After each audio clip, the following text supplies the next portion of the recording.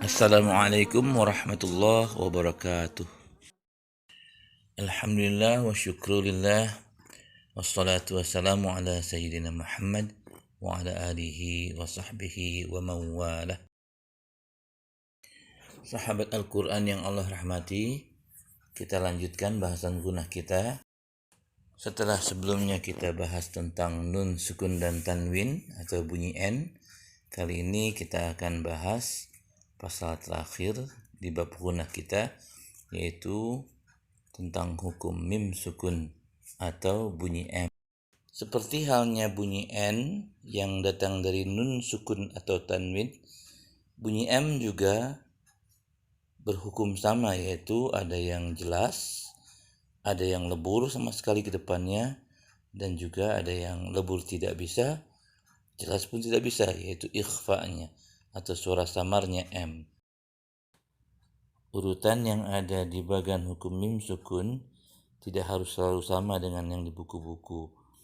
Ini hanya untuk memudahkan, yang lebih sedikit kemungkinannya yang didahulukan di dalam bagan di atas. Baik, sahabat Al-Quran yang Allah rahmati, kita masuk ke hukum idgham mimi, yaitu bunyi M yang lebur ke bunyi M lagi di depannya. Jadi M di mim sukun tetap dianggap hilang, dan yang terbaca adalah mim yang di depannya yang dibantu dengan tanda tasydid di atas mim di depan tersebut. Kita ambil contoh misalnya di surat Quraisy ayat terakhir. Di ayat tersebut kita temukan dua idgham mimi, yaitu bunyi mim sukun yang lebur ke mim hidup di depannya. Maka di atas mim hidup tersebut diberi tanda tasydid sebagai tanda bahwa ada hukum leburan di huruf tersebut, yaitu leburnya M ke M di depannya. Jadi ayat ini ada dua idgham mimi yang harus didengungkan. Seperti ini. Alladzi at'amahum min ju' wa amanahum min khauf. Kita tidak boleh membaca mim sukun di dua kata tersebut dengan tergesa-gesa. Seperti ini misalnya, at'amahum min ju', hum min harus dengan tahanan, hum min. Kita tahan dulu bunyi mim tasdidnya dengan sempurna. Demikian sahabat Al-Quran yang Allah rahmati tentang mim sukun bertemu mim. Kemudian kita lanjutkan ke hukum selanjutnya, yaitu hukum ikhfa syafawi. Siapa ikhfa syafawi? Yaitu apabila ada huruf mim sukun yang bertemu dengan huruf ba di depannya. Hukum ikhfa syafawi ini, yaitu mim ketemu ba ini, sebetulnya adalah kembaran dari hukum iklab, yaitu hukum nun bertemu dengan ba pada bahasan hukum nun sukun sebelum ini. Cara membaca ikhfa syafawi ini pun sama dengan cara membaca hukum iklab, yaitu dengan bunyi M yang disamarkan. Perbedaannya hanya dari sumbernya saja, yaitu ikhfa syafawi dari mim sukun, adapun iklab dari nun sukun atau tanwin yang dirubah dulu menjadi mim sukun. Kedua-duanya berhadapan dengan huruf ba. Untuk contoh hukum ikhfa syafawi ini, kita akan ambil dari potongan surat Asy-Syams ayat ke-14. Kebetulan di potongan ayat ini terjadi dua hukum kembar, yaitu mim bertemu dengan ba dan nun sukun bertemu dengan ba. Sekali lagi, bunyi dua hukum ini sama, yaitu bunyi M-nya disamarkan dan suara samar M-nya ditahan dulu, tidak tergesa-gesa dengan ghunnah yang sempurna. Sama seperti penjelasan nun mati bertemu ba di hukum nun sukun dan tanwin pada bahasan sebelumnya, yaitu cara membaca ikhfa syafawi ini ada dua, boleh dengan merenggangkan bibir setipis kertas atau merapatkan tetapi tidak ditekan dengan suara M yang diusahakan samar. Perhatikan dua bunyi ikhfa syafawi dan iklab di potongan ayat ini. Rabbuhum bidzanbihim Rabbuhum bidzanbihim. Kita tidak lagi membaca bunyi M dengan M aslinya, tetapi dengan M yang disamarkan. Ini contoh M yang salah pada ikhfa syafawi dan iklab. Rabbuhum bidzanbihim. Hum tidak dibaca samar, zam tidak dibaca samar. Tentu itu kurang tepat. Demikian sahabat Al-Quran yang Allah rahmati, dua hukum ghunnah yaitu idgham mimi dan ikhfa syafawi yang cara membacanya harus dengan dengung.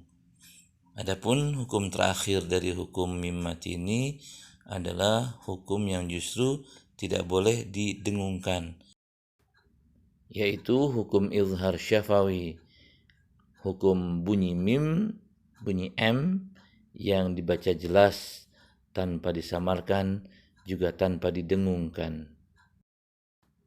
Mim sukun yang mana saja yang dibaca jelas tanpa didengungkan, tanpa disamarkan, yaitu mim sukun yang bertemu selain dari huruf mim lagi dan ba.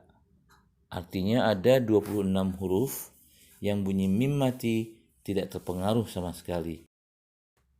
Dia harus dibaca jelas tanpa tambahan dengung. Sebagai contoh, kita akan kembali melihat surat Asy-Syams ayat 14, tetapi kali ini lebih lengkap untuk membandingkan apa itu izhar syafawi dan ikhfa syafawi. Sebelumnya kita lihat dulu bunyi M yang berasal dari mim sukun di ayat ini. Pertama kita temukan di kata fadamdama, mim sukun bertemu dengan dal. Kemudian kedua kita temukan mim sukun di kata alaihim yang bertemu dengan ra di kata rabbuhum. Kemudian ada mim sukun ketiga, yaitu di ujung kata rabbuhum yang bertemu dengan bi. Kemudian terakhir kita temukan bunyi mim sukun di him yang bertemu dengan fa. Jadi ada 4 bunyi M dari mim sukun di ayat ini. 3 izhar syafawi, tidak boleh digunakan, dan yang satu lagi ikhfa syafawi yang harus dengan gunnah dan menyamarkan suara M-nya. Seperti ini. فَدَمْدَمَ عَلَيْهِمْ رَبُّهُمْ بِذَنبِهِمْ فَسَوَّاهَا. Tentunya kita tidak boleh menahan bunyi M di kata fadamdama yang berhukum izhar syafawi. Seperti ini yang salah misalnya fadamdama alaihim, damdama tampaknya bagus dan enak dihirungkan, tetapi ternyata itu salah hukum karena mim bertemu dal adalah izhar syafawi, yaitu bunyi M yang asli tidak ditambahkan gunnah. Begitu juga kita tidak boleh menahan suara mim sukun di alaihim yang di depannya bertemu dengan huruf ra, karena huruf ra termasuk huruf izhar syafawi. Alaihim rabbuhum tidak boleh, hanya boleh satu ketukan. Alaihim alaihim rabbuhum. Berbeda kasus dengan mim sukun ketiga di ayat ini, yaitu yang bertemu dengan ba di kata bizambihim. Terjadilah ikhfa syafawi, yaitu bunyi M yang disamarkan dengan menambahkan gunnah dengan sempurna. Rabbuhum bizambihim, Rabbuhum bizambihim. Kita menahan dan menggunakan bunyi hum yang bertemu bizambihim tadi. Dan terakhir ada mim mati bertemu fa, yaitu kembali izhar syafawi, bunyi M yang tidak didengungkan. Tentu salah hukum kalau kita menahan him bertemu dengan fa. Seperti ini misalnya, bizambihim fasawwaha. Demikian sahabat Al-Quran yang Allah rahmati, hukum-hukum mim sukun cukup sederhana sebetulnya, yaitu hanya 2 huruf yang digunnahkan apabila mim sukun bertemu dengan mereka, yaitu mim sukun yang bertemu dengan mim dan mim sukun yang ketemu ba. Selebihnya 26 huruf jangan menahan bunyi mim dengan menggunakan bunyi mim tersebut, yaitu huruf-huruf izhar syafawi. Ada 26 huruf. Demikian sahabat Al-Quran tentang hukum-hukum pada mim sukun. Insyaallah nanti kita akan lanjutkan tentang ikhfa yang memang masih kita tunda dulu, karena memang ikhfa ini membutuhkan penjelasan yang lebih dalam. Terus jaga semangat kita untuk memperbaiki kualitas tilawah kita sesuai dengan hukum-hukumnya, insyaallah. Wassalamualaikum warahmatullahi wabarakatuh.